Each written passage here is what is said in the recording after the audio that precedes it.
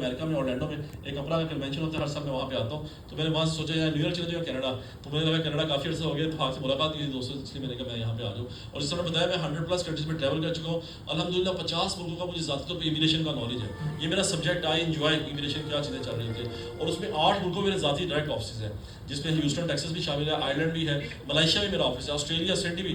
11 घंटे की फ्लाइट लेके मैं पहले चाइना, लंदन से बहुत जो मैं ब्रिटिश नेशनल हूँ, यूके का पासपोर्ट है, तो मैं लंदन से 11 घंटे की फ्लाइट लेके पहले चाइना, वहाँ से 11 घंटे फ्लाइट लेके सिडनी गया, 3 महीने बैक टू बैक। लेकिन मुझे लगा बड़ा हेक्टिक है स्टेडियम को मैनेज करना है, अभी वहाँ पे टीम है, लोग उसको मैनेज करिए। वहाँ पे भी ऑलमोस्ट सेम इशूज हैं जो इस टाइम कनाडा के अंदर चल रहे हैं, यानी लोकल बंदे बेशुमार लोग टीआरसी पर मौजूद है जो पीआर के लिए स्ट्रगल कर रहे हैं। मेरी कल 2-3 इमिग्रेशन लॉयर से बाई चांस मुलाकात हुई, उनका 1.8 मिलियन लोग हैं इस टाइम, 18 लाख लोग कनाडा के अंदर, वो are on TRC looking for a way for PR कि किस तरह उनका रास्ता निकल सकता है। और उसमें ज़्यादा क्राइसिस में एक अपॉर्चुनिटी निकलती है, और मैं हाल गवर्नमेंट का टारगेट भी 4 लाख लोगों को किस तरह यहाँ से निकालना है इस साल, मुझे भी पता टारगेट सेट किया हुआ है, और मैं 40,000 पर मंथ की ऑलमोस्ट एवरेज रखी हुई है। तो वहाँ पे इमिग्रेशन लॉयर की जिम्मेदारी और ज़्यादा बढ़ जाती है कि आपने कैसे उन लोगों से लोग इतने पैसे खर्च करके हैं, उनका ड्रीम ख्वाब है यहाँ पहुँचना। और मैं कल एक बड़े अच्छे लॉयर से मिला, I would love to introduce some stage, वो बहुत सारे लोगों को बेल करवाने में हेल्प कर रहे हैं, बेल इमिग्रेशन के हवाले से। उन्होंने शवाद की बड़ी एक्सपर्टीज है, उन्होंने 200+ केसेस किए हैं पिछले लास्ट 2-3 महीनों के अंदर, और सक्सेसफुली लोगों को बेल दिलवाई है, जो कि आजकल बड़ी टफ हुई है, ज़रा डिफरेंट कंडीशन की बतानी पड़ती है। इस तरह जो रिफ्यूजल आ जाते हैं उसको भी बड़ा चैलेंजिंग होता है, वीजा की बहुत ज़्यादा रिफ्यूजल आ रही है, कॉपी पेस्ट डिसीजन दे रहे हैं कनाडा वाले आजकल, जो भी डिसीजन एक ही लाइन कॉपी करके सबको भेज जा रहे हैं। तो उसमें आपको चैलेंज करने का राइट, अगर आप जेन्युइन हैं और लॉयर को पता लग जाता है डॉक्यूमेंट्स देख के ज़ाहिर सी बात इस बंदे की प्रोफाइल ठीक है, तो उसको हिसाब से हेल्प करनी चाहिए। और कनाडा में हर एक बड़ा इंपॉर्टेंट टाइम है तमाम लॉयर्स के लिए कि आपको हेल्प करनी चाहिए। मुझे लगता है मैं थोड़ा सा और भी इसका बैकग्राउंड बताता हूँ इमिग्रेशन का, कि जब से अमेरिका में ट्रंप आए हैं पूरी दुनिया में एक पैनिक आ गया। ये जब रियलिटी की हम बात करें तो उसने अमेरिका में इमिग्रेशन, अमेरिका की तारीख में आज तक कभी नहीं होता, 150 साल तारीख के अंदर भी कभी इस तरह की इमिग्रेशन पॉलिसी ने जो मैंने आज तक इंट्रोड्यूस कराई। यानी जजेस साहब से लड़ाई कर ली, लोगों को उठा के ले गए, यानी ह्यूस्टन टेक्सास के अंदर रेस्टोरेंट में छापे मारे गए। आपने कभी अमेरिका में ये नहीं सुना था किस तरह की चीज़ हो, वहाँ इलीगल और आसानी से काम करते हैं, 1-1.5 करोड़ 2 करोड़ इलीगल और आराम से रहते थे, और बड़ा सिस्टम का हिस्सा था। वो बिजनेसमैन के लिए बड़ी सपोर्ट थी, क्योंकि वो सस्ता काम करते थे। मैक्सिको के लोग जो आते हैं, मुझे डंकी लगा के आते थे, वो लोगों को बड़ी हेल्प करते हैं। क्योंकि मेरा ह्यूस्टन में ऑफिस है, मैं 15 स्टेट्स में अमेरिका में मूव अराउंड करता रहता हूँ, तो वो एक बहुत बड़ा सपोर्ट से जो डिस्टर्ब हो गया, बिजनेस प्लान डिस्टर्ब हो गया बिजनेसमैन का, तो उसके लिए बड़े चैलेंज आ गया इस चीज़ के हवाले से। लेकिन उसका टिकट डाउन इफेक्ट क्या हुआ, कनाडा बिल्कुल नेक्स्ट डोर था, तो आपको तो ये भी जरा घबरा गए, जस्टिन ट्रूडो की कुर्बानी देनी पड़ेगी प्राइम मिनिस्टर के तौर पर। और फिर जो नई चेंज भी आई उसके बाद वो ज़रा बिल्कुल पैनिक के अंदर चीज़ें चल रही हैं, उसके अंदर बड़े डिफरेंट आ गए। और जब पैनिक में डिसीजन होते हैं वो कोई रैशनल डिसीजन नहीं होते, वो बड़े अजीब और डिसीजन हो रहे होते हैं। और जो जनरल बंदा होता है मेरिट में, वो बात को मिस हो जाता है, जो दूसरा बंदा उस लूप होल का फायदा उठा लेता है। ये भी जब हेफाजत डिस्क्रिमिनेशन दुनिया में चलती है तो उसका ये भी एक नुकसान होता है। इस तरह यूके में हुआ, आपके एल में है, वहाँ पे भी एकदम इमिग्रेशन बड़ी टफ हुई। मैं खुद यूके के अंदर होता हूँ, वहाँ पे सबसे कम मैं यूके कैसे डील करूँ, हालांकि मैं ब्रिटिश नेशनल और यूके के अंदर रहता हूँ, और मैं आपको इससे बताया कि 2012-13 से वहाँ प्रैक्टिस भी कर रहा हूँ रेगुलरली। लेकिन यूके की इमिग्रेशन बहुत टफ हो गई, उन्होंने एकदम पैनिक के अंदर कहा। साथ ही नेक्स्ट डोर आयरलैंड है डबलिन, वहाँ पे भी हम जाते रहते हैं, उसको भी हम करते हैं इमिग्रेशन के हवाले से। लेकिन वहाँ भी बड़ा सख्त जो है अभी एहतियात चल रहा है, एजुटेशन चल रही है इमिग्रेंट्स वाले से। वैसे भी वो छोटा कंट्री है, तो वहाँ वो इतना अफोर्ड भी नहीं करते इमिग्रेंट्स को। ऑस्ट्रेलिया से मैंने बताया हमेशा टफ रहा है, तो मैं फिर ढूंढता रहता हूँ मुख्तलिफ कंट्रीज़ की अपॉर्चुनिटी जहाँ आसानी है। तो मैं आपको भी ज़्यादा अपडेट बताना चाहता हूँ कि मैं अभी स्पेन में मैंने ऑफिस खोला, अभी लास्ट जो हमने 8वां ऑफिस खोला है वो स्पेन में बार्सिलोना के अंदर खोला है। वहाँ तकरीबन 2 लाख के करीब पाकिस्तानी रहते हैं, और उनका ज़्यादातर का ताल्लुक गुजरात, खारिया, जेला, मंडी, बहुद्दीन से है। अगर आपका स्पेन बार्सिलोना चक्कर लगाओ, वो एक खास कम्युनिटी है जो कि पूरे यूरोप में है ऑलमोस्ट, कि वहाँ पे लोग इलीगल डंकी लगा के आते हैं। यूरोप के अंदर एक बड़ा कल्चर है। मैं ग्रीस के अंदर, यूनान के अंदर उन कैंपों के अंदर भी गया हूँ जहाँ पे लोग इलीगल लोग रहते हैं, जो डंकी लगा के आने की कोशिश। जब उनको अरेस्ट किया जाता है तो मैंने वहाँ जाके ह्यूमन राइट्स लॉज जाके उनसे बोला, यूएन के कैंप्स के अंदर मैं जाके हूँ। मेरा ये शौक भी है, मेरी ये हॉबी भी है। मैंने सिर्फ आपको अर्ज किया कि मैं एज ए इमिग्रेंट आया था, मैं समझता एक जिम्मेदारी भी है। ये जो आज हम बात करें, 4 लोग ये बात सुनेंगे, ये मैसेज स्प्रेड आउट होगा, तो एटलीस्ट लोग अवेयरनेस आएगी, जो मैं हमेशा हर जगह करने की कोशिश करता हूँ, और उससे कोई रास्ता निकलेगा। क्योंकि ये भी हम सब की एज इमिग्रेशन जिम्मेदारी भी है कि लोगों को बेसिक इन्फॉर्मेशन और वो फ्री ऑफ कॉस्ट भी दे और उनकी हेल्प भी करें। और एक मिशनरी जज्बा भी इसके अंदर होना बड़ा जरूरी है। आप देखें किसी के फ्यूचर का, किसी की जिंदगी का आप फैसला कर रहे होते हैं। मैंने लोगों को VFS के बाहर लाहौर के अंदर, मैं बड़ी अर्ली एज की बात करूँ, मैं लोगों को रोकते हुए देखा जिसका वीजा रिफ्यूज हो गया, जिसका स्टडी वीजा रिफ्यूज हो गया। तो मुझे उस टाइम अंदाजा हो गया कितना सेंसिटिव काम है। आप एक बंदे की जिंदगी का फैसला कर रहे होते हैं, आपके कितने ख्वाब उससे जुड़े होते हैं। आप फीस जरूर लें, आप प्रोफेशनल बंदे हैं, लेकिन कोशिश करें उस बंदे का काम हो जाए।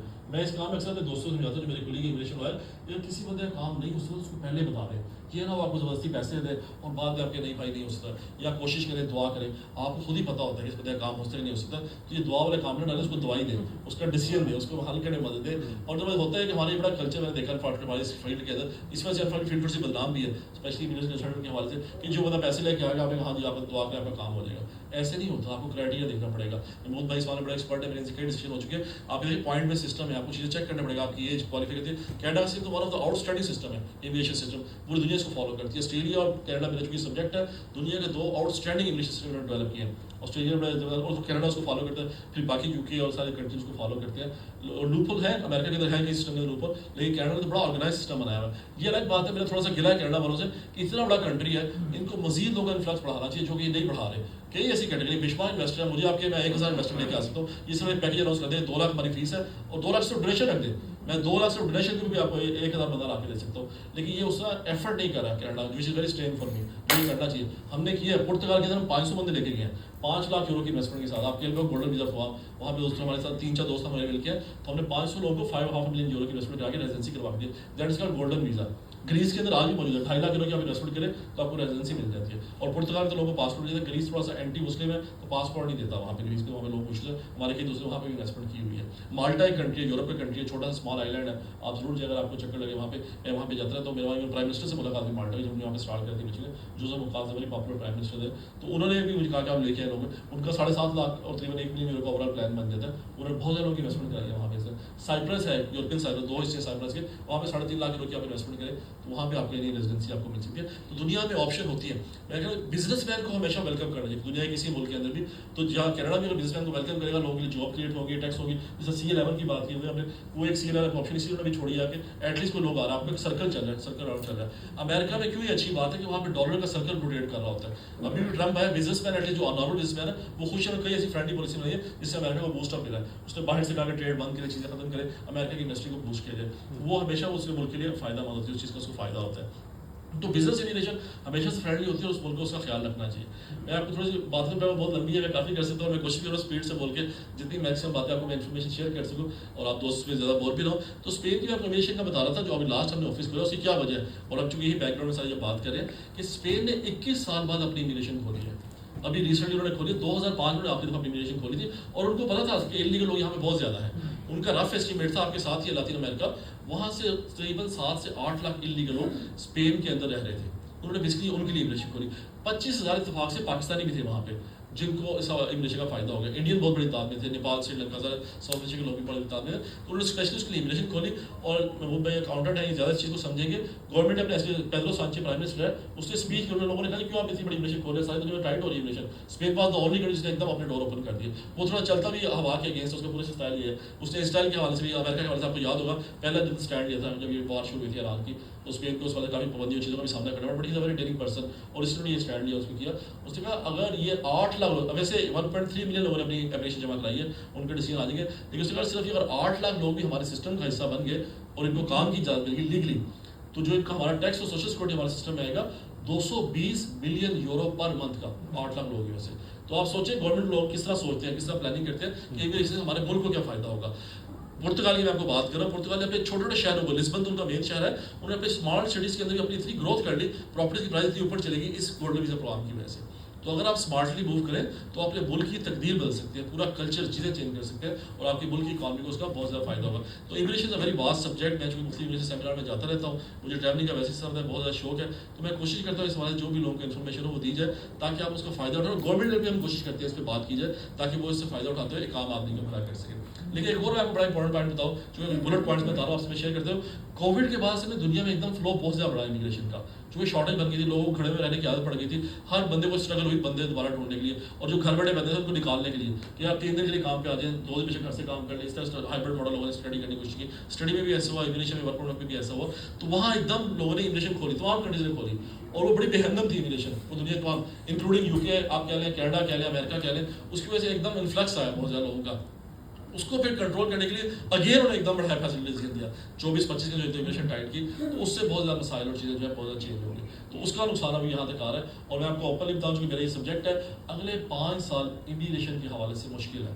जब इस तरह का एकदम वो स्टार्ट करते हैं, इसे ब्लॉक करते हैं, तो वैसे तो 10 साल आरडी लोग कहते हैं, लेकिन मैं मिनिमम आपको बता रहा हूँ अगले 5 साल। अगर आपकी करीबी बहन भाई रिश्तेदार आपको डेस्परेटली कह रहे हैं कि हमें निकालो, जो कि मुझे पता है इसमें बहुत कह रहे हैं पाकिस्तान के लोग ना, तो उनको बताएंगे नाउ यू आर लेट, आपको थोड़ा पहले प्लान करना चाहिए था, now is not the best time, not is the ideal time, until or unless you are an extraordinary person। वो तो दुनिया में हर जगह रहती है। एज एक्सट्रॉर्डिनरी पर्सन आपने एमफिल PhD किया, आपके रिसर्च पेपर है, आप यू आर स्कॉलर, आपको AP1 वीज़ा मिल जाएगा अमेरिका का, आपको O1 वीज़ा मिल जाएगा अमेरिका का, जो कनाडा भी आपको वेलकम करेगा। एक्सप्रेस एंट्री रूट में आपको बड़े स्टेट में पॉइंट्स पूरे हो जाएंगे। शॉर्ट ऑक्यूपेशन इसके लिए सबके सामने सबका उसमें पॉइंट होता है। अभी भी 7 जुलाई को ड्रा हुआ है यहाँ पे हो रहा है, तो वो तो यहाँ पे हर दुनिया का मुल्क चाहता है कि इस तरह के लोग हमारे पास हैं, but at the same time जो है वो उनके इशूज़ जो है वो आपको पता उस साइड पे रहते हैं। और बिजनेसमैन को होता है वो तो दुनिया का हर मुल्क वेलकम करता है। कनाडा में भी आज भी इन्फ्लेशन ऊपर है, आपका $5 लाख अगर है रीजनेबल अमाउंट है, वैसे तो $1 लाख से भी स्टार्ट होता है, बट अगर $5 लाख आप कैनेडियन अफोर्ड कर सकते हैं तो still you can come very easily है। तो वो दूसरी ऑप्शन उसके हवाले से रहती है। तो ये बेसिक कुछ बेसिक चीज़ें हैं जिसके हवाले से मैंने आपको समझा दी। अभी सर्बिया में मैंने ऑफिस खोला, वहाँ पे एक्सपो 2027 हो रही है।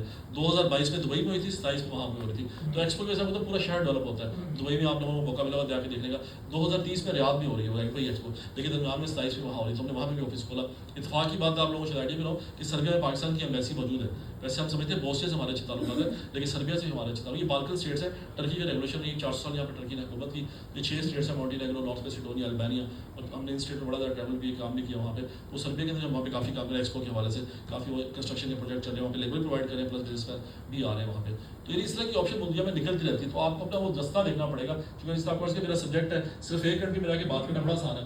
I choose the difficult route, specially after Covid. मैंने कहा let's go to different countries, और इससे बताया I enjoy travelling as well. मुख्तलिफ कल्चर, मुख्तलिफ लोगों से देखने का मौका मिलता है, तो उससे मुझे ज़्यादा अंदाजा होता है किस तरह से वो काम कर सकते हैं। तो प्लीज़ आप उनके क्वेश्चन हो तो I would love to answer those question.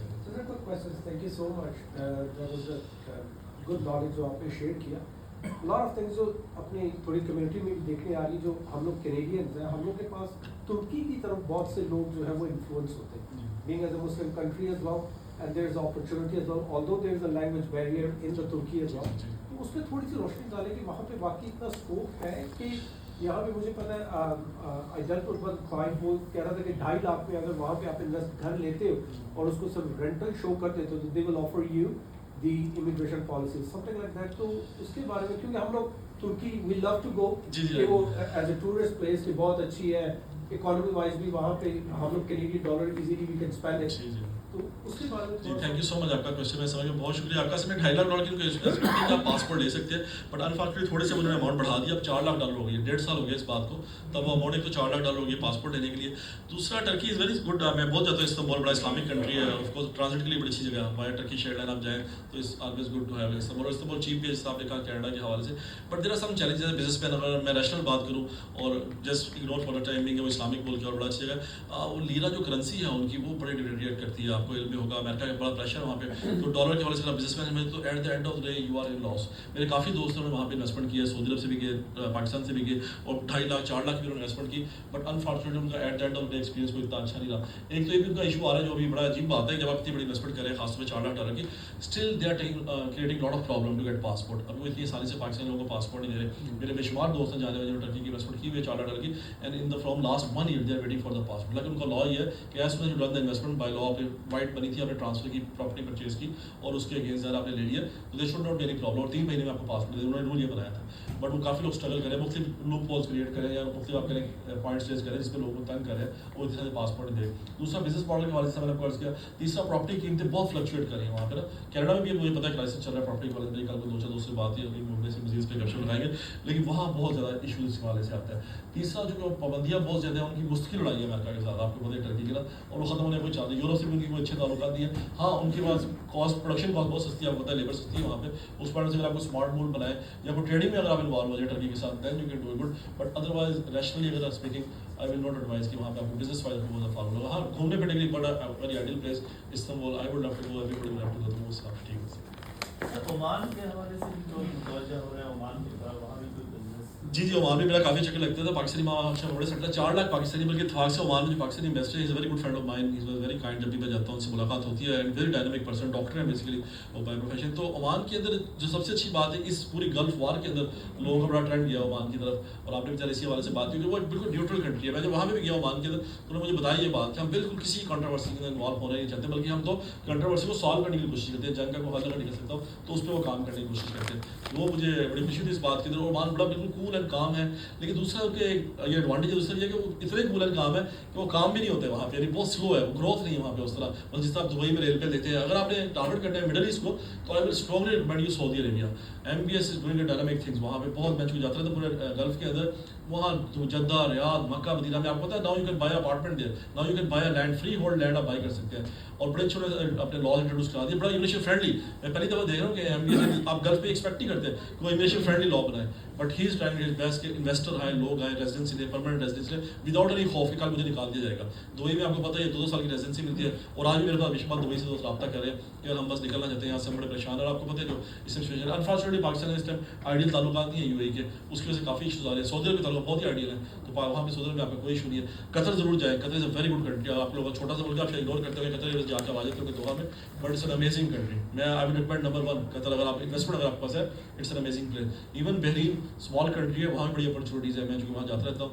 Kuwait मैं समझता हूँ ब्यूरोक्रेटिक खड़ा है, वहाँ भी मेरा काफ़ी चक्कर लगता है, वहाँ पे इतना फ्रेंडली नहीं है, बिजनेस फ्रेंडली नहीं है कुवैत। सो ओमान के अंदर चैलेंज है, यानी ओवरऑल वैसे पीस कामफुल जगह और बड़ा फ्रेंडली, लेकिन ये थोड़ा सा स्लो है ग्रोथ वहाँ पे। पाकिस्तानी गोल्ड का बहुत काम करे, मेरे बड़े अच्छे बिजनेसमैन है, बड़े वेल सेटल है, 40-40 साल। कराची के आपके बहुत लोग हैं ओमान के अंदर बड़े वेल सेटल वहाँ पे काम करें, बट ओवरऑल जो है वो ग्रोथ अगर आपके, तो I will not recommend Oman, other दूसरे कंट्री सऊदी अरब का तरफ मच बेटर चॉइस।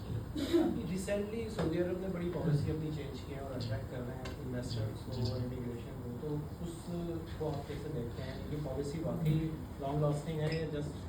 जी देखिए, सबसे अच्छी बात इन तमाम गल्फ कंट्रीज की वहाँ पे लॉन्ग लास्टिंग होती है, एक बंदा जाता ही नहीं है, तो MBS को अल्लाह ताला ज़िंदगी दे, जो आपको पता है इंशाल्लाह वहाँ पे रहना, तो जब तक हुआ तो ही फॉर एवर, यू नो, और 10-20 साल तो कहीं नहीं गए उन सवालों की पॉलिसी के स्ट्रिक्ट के हवाले से, तो वो तो इंशाल्लाह बिल्कुल क्लियर है। और जिस तरह वो काम भी करना चाह रहा है, यानी उन्होंने बहुत सारी चीज़ों को चेंज किया है। असल में मैं जो पहले भी जानता था, दोस्तों से मेरी बात थी, वो अब दुबई का एक प्रॉपर प्रेशर फील कर रहे हैं। आपको पता हो जो लोग करीब से चीज़ों को ऑब्जर्व करते हैं उनको अंदाज़ा होगा वहाँ पे, क्योंकि मैं सऊदी और दुबई की कुछ जो आप कह रहे हैं टॉप ऑफिशियल्स हैं उन लोगों से करीबी रास्ते में रहता हूँ, तो शुरू में एक खामोश जंग थी दुबई की और सऊदी अरब की, अब वो ओपन हो गई है जंग। I should be honest with you, तो वो कंपटीशन फील करते हैं बड़ा इस हवाले से कि क्लोजली हमें उसका मुकाबला करना है। दुबई आपको पता है एक बड़ा टूरिस्ट कंट्री है, सिटी है, हालांकि अबू धाबी की हम बात करते हैं, अजमान, शारजा सब जगह हम जाते हैं, मैं सब जगह चक्कर लगता है, लेकिन यह है कि जो बेसिकली दुबई की वाइब है उसका कोई मुकाबला नहीं है। तो अब वो रियाद को उसी लेवल पे डेवलप करना चाह रहे हैं, और ऊपर से आपको पता है एक्सपो हो रही है, एक्सपो 2030 रियाद के, मैं उस शहर को देखिए और रियाद के सारा जाके देखिए, बहुत बड़े लेवल पर डेवलपमेंट हो रही है। और न्यूयॉर्क सिटी का भी आपने सुना होगा, वो तो बहुत ही अमेजिंग है, मैसिव डेवलपमेंट जो पूरे दुनिया में साथ है, वो शहर नहीं था, कोई और चीज़ करने जाते हैं। वो अलग बात है कि उनको लगा बहुत एक्स्ट्रा बड़ा काम करने जा रहे हैं, तो उसको रिड्यूस कर दिया। शायद आपके में होगा कि न्यूयॉर्क में डेवलपमेंट अब जरा कम हो गई और उन्होंने उसको रियाद की तरफ डाइवर्ट कर दिया, और वहाँ पर जो इसके शायद एक्सपो सिटी बन रहा है, शहर बन रहा है, वहाँ बहुत तेज़ी से काम हो रहा है। तो उनका प्लान बहुत ह्यूज है, और I will strongly recommend you religious point of view से, जिस आपने टर्की की बात की, I will strongly recommend you should go to Saudi Arab, Jeddah, Riyadh, Medina के, वहाँ पे जहाँ पे लैंड अवेलेबल है, वहाँ आपको प्रोजेक्ट करें, you will be surprise with the response. मैं अभी यहाँ पे कनाडा में कुछ दोस्तों ने बताया, जिस तरह बताया जो कनाडा की सर्दी से तंग रहते हैं, उन्हें कह रहे please can you help us to find any apartment in Medina, ये भी उन्होंने देखी चीज़ें चेंज हो रही हैं, तो उसकी बेस पर आप ले सकते हैं। एक 8 लाख का उन्होंने पैकेज इंट्रोड्यूस किया है, वो आपको स्पेशल PR मिल जाए, 10 साल के लिए कार्ड मिल जाता है, वो भी सॉर्ट ऑफ गोल्डन वीज़ा है, और वो फ्री वर्ल्ड लोन में बाय कर सकते हैं। 85,000 रियाल अगर दे तो आपको कंपनी बना सकते हैं, इंडिपेंडेंट कंपनी विदाउट एनी कफील। तो और कंस्ट्रक्शन में बहुत ज़्यादा इंकरेज करें, हमारे दोस्त हैं, सब कॉन्ट्रैक्ट है हमारे बड़ी टॉप कंपनीज के, और यानी सड़कें बना रहे हैं, बड़े बड़े टॉप के कॉन्ट्रैक्ट्स ले रहे हैं, and they making very good money. Spain से हमारे कई दोस्त मूव हैं वहाँ पे, they are extremely happy to have a strong impact. जी, कोई और क्वेश्चन, कोई लास्ट क्वेश्चन है कोई? बस आप जो अपने स्पेन के बारे में जो मेन था उसकी बेसिक्स क्या इन्वेस्टमेंट चाहिए? जी हाँ, ये बड़ा अच्छा बात है। मैं बल्कि आपने बात की कनाडा से जो लोग मौसम से परेशान है, मैंने बल्कि थोड़ा अच्छा अपनी बात कर दी, चूँकि मैं तो हम इंशाल्लाह कुछ चीज़ें प्लान भी करें, अभी इसकी गुफ्तगू के बाद कुछ चीज़ें डिस्कस भी करेंगे।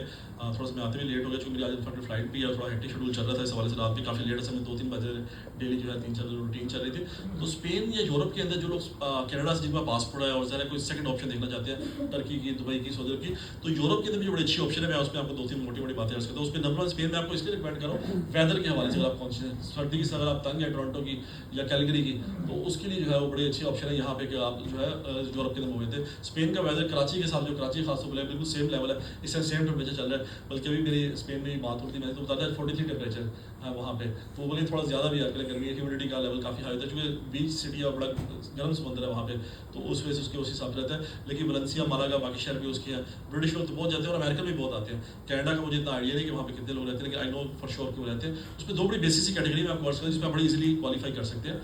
उनका एक वीज़ा है नॉन लुक्रेटिव वीज़ा स्पेन का, वो बड़ी ज़बरदस्त चीज़ है। सिर्फ 31,000 यूरो आपके अपने अकाउंट में अगर है तो you're eligible for that, there is no other qualification required. वो 1 साल का आपको कार्ड और वीज़ा मिल जाता है और उसके अगेंस्ट आप वहाँ पे रह सकते हैं। वो 7 साल में रिन्यू भी होता रहेगा और 5 साल बाद आपको PR भी मिल जाएगी उसकी बेस के ऊपर। और उसकी एक और बड़ी इंटरेस्टिंग बात है कि वो आप 3 से 6 महीने आपके पास हो पैसे, नहीं आपके ज़ाती पैसे होंगे, ये नहीं आपने किसी से मांग के उधार ले लिया और अभी आप लगा के स्टेटमेंट बना के भेज दें। तो अगर आपके पर्सनल अकाउंट में सेविंग अकाउंट में पड़े हुए हैं 31 कैश, तो ये कहते हैं वो आपका 1 साल का एक्सपेंस है जो आपके पास है, तो इसलिए वो आपको 1 साल का वीज़ा देते हैं तकरीबन 2-2.5 साल के हिसाब से। ये सिंगल बंदे की मैं बात कर रहा हूँ। अगर आप कहते हैं मैं पूरी फैमिली से मूव करना चाहता हूँ, बेगम भी साथ जाती है, 7,000 यूरो ऐड हो जाएगा, वाइफ अगर ऐड होती है, एक बच्चा फिर अगेन 7,000 यूरो ऐड हो जाएगा, 2 बच्चे हैं अगेन 7, तो इसका 7,000 यूरो का आपने मार्जिन रखा है, तो सारी फैमिली आपकी वो पहुँचती है, 4 बच्चे 3 बच्चे जो भी साथ, उतने पैसे आपके पास अकाउंट में सेविंग रखिए और बड़ी आसानी से 2 महीने के अंदर आपको वीज़ा मिल जाता है। उसके अलावा आप 90 डेज वैसे भी जाके रह सकते हैं। अगर आप सिर्फ घूमने फिरने जाएं, I would strongly recommend you कि आप दोस्त घूमने फिरने के लिए जरूर आए यूरोप के अंदर, और स्पेन, जर्मनी, फ्रांस जरूर आए। एक दफ़ा देखें 90 डेज तो आपको एक एक्स्ट्रा फॉर्म फिल करके बिल्कुल ईजी है, हर बंदे को बिल्कुल ईजिली मिल जाएगा, वो उसके ऊपर आप कर सकते हैं। इस वीज़े के ऊपर हम काम कर सकते हैं जो एक साल का इस पे ये आपने बड़ा अच्छा सवाल किया। जी आपने बड़ा टेक्निकल क्वेश्चन किया। इस क्वेश्चन में जैसे आप बताया आपकी अपनी सेविंग है, तो उन्होंने इसमें थोड़ी रिस्ट्रिक्शन रखी हुई है कि आप इसमें जॉब और बिजनेस नहीं कर सकते, क्योंकि आप अपने रिटायरमेंट लाइफ या आप अपने पर्सनल एक्सपेंस के ऊपर रहना चाहते हैं। तो लेकिन पहले साल रिस्ट्रिक्शन है, सेकंड ईयर आप स्विच ओवर कर सकते हैं इस वीज़े के बेस पे। हमने बेशुमार दोस्तों करवाया जो नॉन लुक्रेटिव वीज़े पे है, और बाकी आपको पता है आप दोस्तों के साथ मिलकर काम तो कर ही रहे होते हैं, लेकिन ओपनली आप नहीं करते, ऑन रिकॉर्ड ऑन बुक्स आप काम नहीं कर सकते, वैसे लोग कर रहे होते हैं, और 1 साल बाद चेंज भी कर सकते हैं। ये नॉन लुक्रेटिव वीज़ा है। दूसरा वीज़ा जिसमें हम बहुत ज़्यादा काम करें वही मैं आपको बताना चाहता हूँ, और आई स्ट्रांगली रिकमेंड कर आपके वो दोस्त जो आना चाहते हैं, क्योंकि मेरे पास बहुत ज़्यादा लोग हैं। जब ये इमिग्रेशन खुली है, ये इमिग्रेशन जो खुली है स्पेन के अंदर, ये 16 अप्रैल की रात को खुली थी 12 बजे के बाद, और 30 जून की रात को 12 बजे उन्हें क्लोज करनी थी इमिग्रेशन। इसमें 1.3 मिलियन लोगों ने इमिग्रेशन अपनी इमिग्रेशन जमा कराई है, तो 500 लोगों की हमने भी इमिग्रेशन जमा कराने में हेल्प की, तो बड़ा हेक्टिक हो रहा। तो बेशुमार लोग पाकिस्तान से विजिट पे आ रहे थे और हमें कहते हैं हमारे भी इस इमिग्रेशन में काम हो सकता है, तो मैंने बताया नहीं आप इसके लिए क्वालिफाई नहीं करते। उसके मुकाबले में एक और बड़ा वीज़ा है, interesting visa, that is called digital nomad visa. आपने शायद सुना होगा इसका, यूरोप में बहुत पॉपुलर है, शबाब भाई इसका आइडिया होगा। ये पूरे यूरोप में IT के लोगों को या कोई भी एक्स्ट्राऑर्डिनरी स्किल के लोग हैं उनको इंकरेज करते हैं, और वो आपकी फॉरेन इनकम के बेस पे आपको रेजिडेंसी देते हैं। यूरोप में बहुत पॉपुलर वीज़ा है and Spain is very friendly for that at the moment. 38,000 लोगों को इस साल से उन्होंने ये डिजिटल नॉमेड वीज़ा दिया। ये 3 साल का कार्ड है जो स्ट्रेट वे आपको मिल जाता है। और इसकी अच्छी बात ये, अगर आपका शेंजन वीज़ा है, आपकी एंट्री है, लीगल एंट्री है कंट्री के अंदर, तो आपको विद इन 1 मंथ वो आपको दे देते हैं डिसीजन। उन्होंने अपनी कंडीशन लगाई हुई है कि 20 वर्किंग डेज के अंदर विल गिव यू डिसीजन। क्योंकि इमिग्रेशन की सबसे बड़ी हैसली टाइम की प्रॉब्लम आती है लोगों को, किसी भी दुनिया में चले जाता है या टाइम बड़ा लग रहा है, हम निकल रहे हैं, हम परेशान है चीज़ों के हवाले से। तो ये सबसे अच्छी बात है, आप शेंजन वीज़े पे आए, with in 20 working days you can change your visa, और होल फैमिली का वीज़ा चेंज हो जाता है इसके अंदर।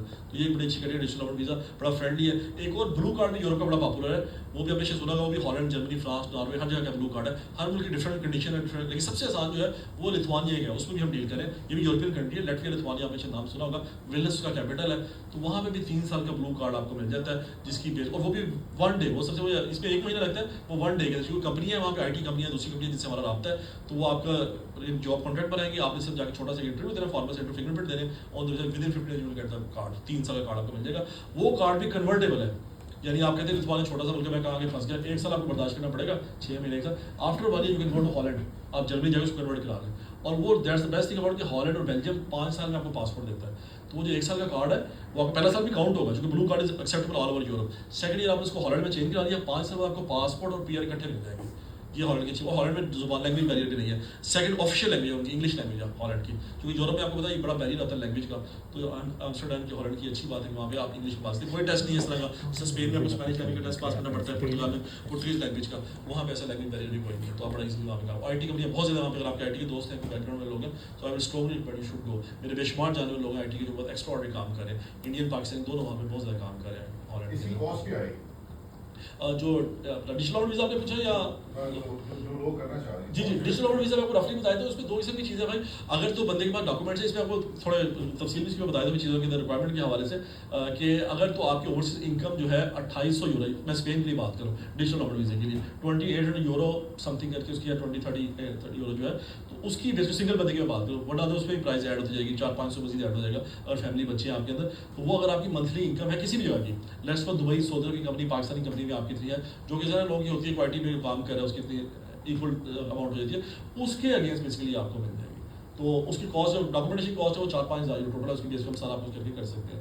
लेकिन उसके बाद हमारे पास ऐसी भी ऑप्शन है कि बंदे के पास नहीं है ज़्यादा की जॉब है, थोड़ी हाई सैलरी है, हर बंदा अफोर्ड नहीं करता, तो उसके भी रास्ते हैं, वे आउट है कि हम उसको करके उस बंदे की हेल्प करते हैं। कुछ कंपनी है जो आपको सैलरी वगैरह शो करती है, उसके अंदर उसकी कॉस्ट थोड़ी ज़्यादा हो जाती है, वो कंपनी इस पर चार्ज करती है। तो डिजिटल नॉमेड वीज़ा, और it's a very good 100% success ratio है, हम गारंटीड लोग हैं। अभी तक हमने रखा है 40+ करवा चुके हैं पिछले 3-4 महीनों के, सबके 100% सक्सेस है, किसी की रिफ्यूजल नहीं आई, तो वो बड़ा आउटस्टैंडिंग जा रहा है। मेरा बड़े स्ट्रैटेजी पे हम यहाँ काम से कर लोग दुबई गए हैं कनाडा से लोग, जी बहुत नुकसान है, वापस हमारे पास हम काफी मतलब नाम क्या लेने। इसी तरह जैसे सऊदीया के हालात भी ऐसे होंगे। ये आपने सही कहा। मेरा एक बड़ा इंपॉर्टेंट पॉइंट है, पाकिस्तान से भी लोग कनाडा आते हैं, वो भी आप यही पैसे ज़ाया कर पाते हैं, नए आते हैं। नई जगह जो आप जाते हैं ना, एक नॉलेज गैप बहुत आता है, 180 डिग्री का फर्क आता है। मैं लोगों को समझाता हूँ ये बात, मेरा ये भी सब्जेक्ट है, मैंने इस पर वीडियो बनाई है कि नए मुल्क में जाके पहले 30 दिन, 90 दिन और 1 साल बड़ा इंपॉर्टेंट होते हैं। आपको राइट लोग मिलना, राइट दोस्त मिलना बड़े जरूरी होते हैं। पहले दिन बंदा आपका एयरपोर्ट फोन ना उठाए ना, तो उससे बड़ी जो आपकी होती है पैनिक होता है ना, उससे बड़ी कोई बात नहीं होती है। जिस टाइम कहा था बस राजा भाई संभाल लेंगे, जगह भी मैं आ रहा हूँ एयरपोर्ट पिक करने के लिए ना, और वो बात में नहीं आता। मैंने बड़ी कहानियाँ सुनी है, अमेरिका में प्रैक्टिस कर रहा हूँ, मेरे पास एक आई बड़ी इंटरेस्टिंग कहानी होती है, बात थोड़ी सी लंबी हो जाएगी, लेकिन एक दोस्त अब जानने वाला मेरा अपनी बहन को लेकर विजिट पे आई हुई थी। अमेरिका में एक रूल है शायद आपके में है कि अगर आपके पास ग्रीन कार्ड या पासपोर्ट है तो अपने बहन भाई को आप स्पॉन्सर कर सकते हैं बाय डिफॉल्ट। उसके लिए थोड़ा क्यों लंबी है, पहले बहुत जल्दी थी, इस टाइम 2010 की लाइन चल रही है, यानी जिन्होंने अप्लाई किया 2010 में अपनी फैमिली बच्चों को बहन भाई को बुलाने के लिए, तो उनका क्यों में बात है, स्ट्रेट में ग्रीन कार्ड मिलते हैं, देखें काम दे, तो वो लोग उसको भी अप्लाई नहीं करते कि हमारे बहन भाई ना। हालांकि मैंने कहा बाकी लोगों को छोड़ो, अपने बहन भाई को तो सपोर्ट करो। लोग हमारे इतने यानी कई दफा सेल्फिश हो जाते हैं कि नहीं करते कि हमारे में बर्डन बन जाएगा, हम कहाँ लाइक कहाँ संभालते फिरेंगे, वो लाइक है या ना लाइक है। लेकिन मैं लोगों को समझाता हूँ, जब भी मौका, इंग्लिश के काम है जो मैंने पहले ही बात की, लोगों को हेल्प करना सीखें।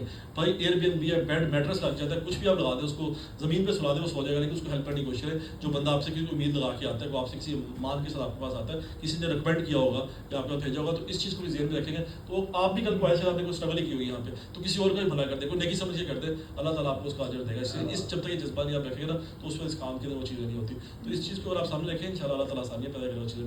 तो जो आप बता रहे थे, बात की शुरू में थोड़ी मुश्किल होती है, राइट लोग आपको मिलना भाई बहुत जरूरी है। ये जो हम आज बात करें ना, ये सेमिनार के लोगों ये एडवाइस में दे रहे लोगों को बता रहा हूँ अच्छे से किस तरह करें। मेरा मतलब था हालात जैसे हालात होते हैं, ईरान के बाद हालात खराब होते हैं। अब वो तो दुबई में वो एक एक्स्ट्राऑर्डिनरी सिचुएशन बन गई जंग के हवाले से। अभी भी लोग खैर सर्वाइव करें, डिफरेंट डिपेंड करता है कि इंडस्ट्री में वो थे, लेकिन सऊदी अरब में तो आपको पता है काफ़ी हवाले से सेफ है, चूँकि आपको पता है पूरी मुस्लिम उम्मा उसको फॉलो करती है और उसमें कई चीज़ें इन्वॉल्व हैं, और मुस्लिम टूरिज्म से लेकर सारी चीज़ें आपको पता ही, हज से लेकर तमाम चीज़ें वहाँ पे इन्वॉल्व है। तो वहाँ इस तरह का पैनिक रखना मुश्किल, वो काफ़ी वैसे स्टेबल मार्केट है and they are not in hurry, वो बड़े स्टेबिलिटी के साथ ग्रो कर रहे हैं। मैं काफ़ी अर्से सऊदी अरब जा रहा हूँ, मैं चीज़ें जो ऑब्जर्व कर रहा हूँ, रियाद में जिसका मैंने देखा, न्यूयॉर्क का एक बहुत बड़ा प्रोजेक्ट था, मुझे पहले से ज़्यादा प्रैक्टिकल नहीं है, वो देखकर मैं खुद ही एकदम रियलाइज़ किया, उसको स्लो डाउन कर दी, चीज़ें चेंज कर दी।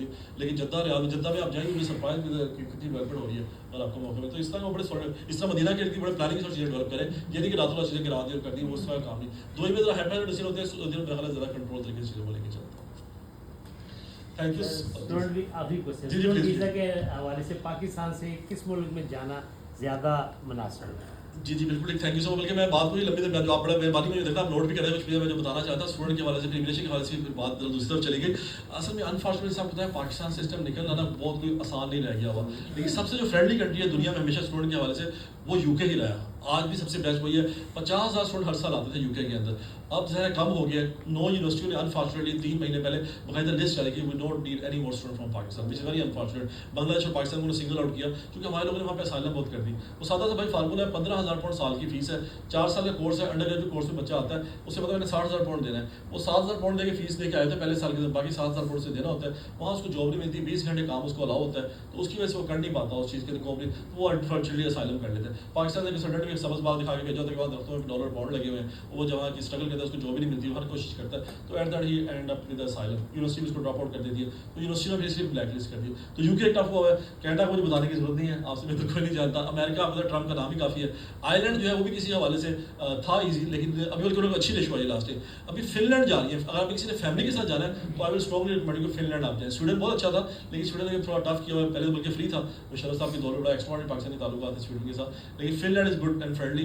और अगर आप जर्मन लैंग्वेज का कोर्स कर लें तो Germany is number 1 choice in Europe. I will strongly recommend for anything.